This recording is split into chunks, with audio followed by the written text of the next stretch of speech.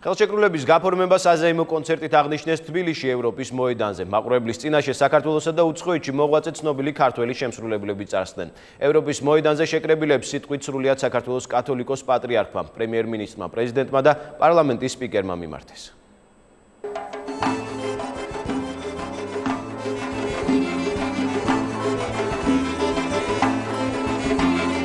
ეროვნული ტრადიციებით ევროპული ღირებულებებისკენ გზა, რომელიც საქართველოს დასავლური ოჯახისკენ აერჩია ევროპის მოედანზე გამართულ სცენაზე ყველაზე კარგად ჩანდა. იქ სადაც ხალხურ მუსიკასა და ცეკვას ევროპული საოპერო მუსიკა ცვლიდა, სათქმელი სწორედ ხელოვნებით ითქვა. კონცერტის მაყურებლებითა და მონაწილეებიც თანხმდებოდნენ იმაზე, რომ საქართველოს საკუთარი კულტურითა და ღირებულებებით ევროპული ოჯახის განუყოფელი ნაწილი იყო, რაც ასოცირებამ კიდევ ერთხელ დაადასტურა.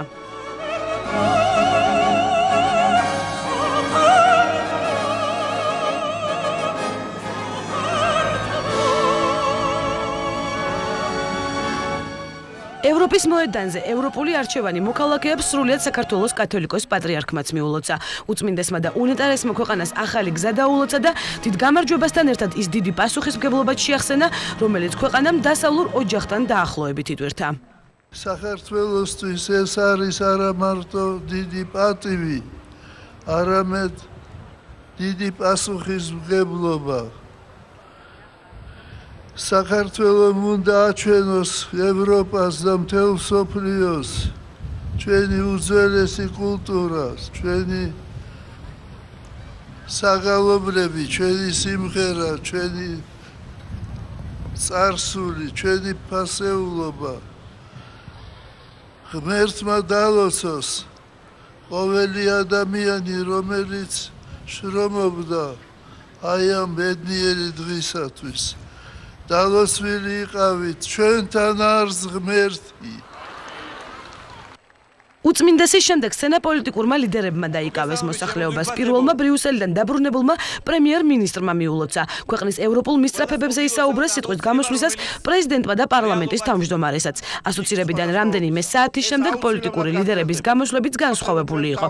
ქვეყნის უმაღლესი მმართველი რგოლი მოედანზე შეკრებილ მოსახლეობას უკვე ევროპული ოჯახის სრულუფლებიან წევრობას ულოცავდა.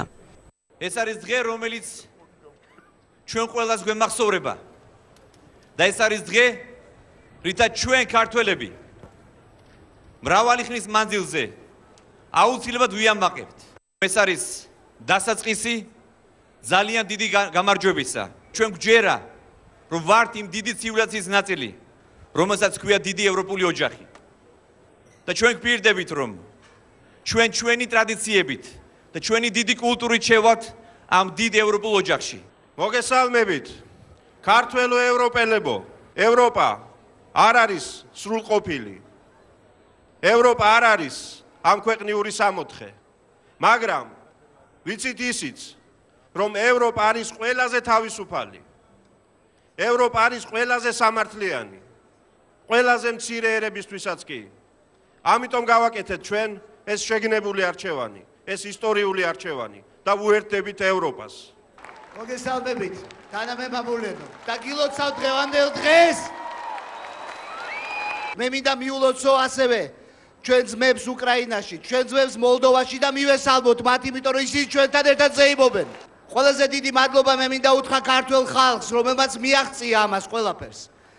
და ქართველ ხალხთან ერთად ჩვენი ქვეყნის სულიერ ლიდერს მის უწმინდესობას, იმიტომ რომ ძალიან სწორი აქცენტები მოგცა ამ გზაზე. კიდევ ერთხელ ძალიან მიყვარხარ, გილოცავ და თქვენთან ერთად ვიქნები მომავალი გამარჯვებებისკენ.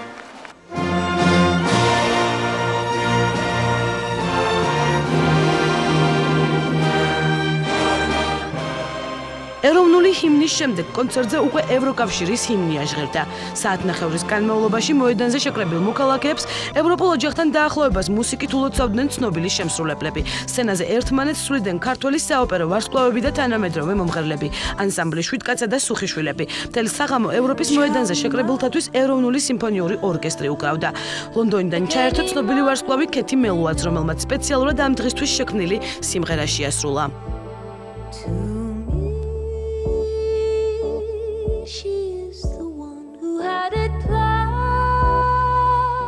სრულიად საქართველოს ულოცავ, ეს არის ძალიან დიდი ისტორიული დღე და მე ვფიქრობ, რომ ძალიან ბევრი სიკეთის მომტანი იქნება. ძალიან მიხარია, რომ მართლაც ჩვენი ევროპაში დაბრუნება ასეთი მნიშვნელოვანია ჩვენი ქვეყნის მოქალაქეებისთვის და მე იმედი მაქვს, რომ ეს არის ის პატარა პირველი ნაბიჯი, რომელიც მერე დიდ წარმატებებს მოუტანს ჩვენს ქვეყანას.